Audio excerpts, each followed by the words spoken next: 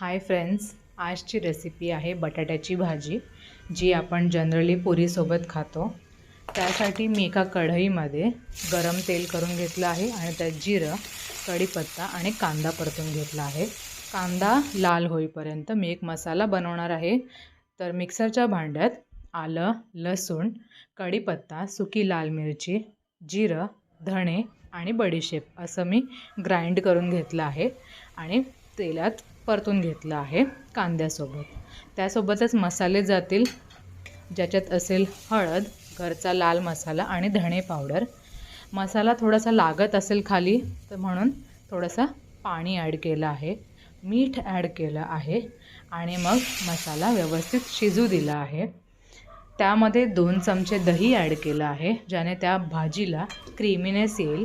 आणि हे सर्व शिजलं की त्यामध्ये मी बॉईल केलेले बटाटे चॉप करून ॲड करणार आहे।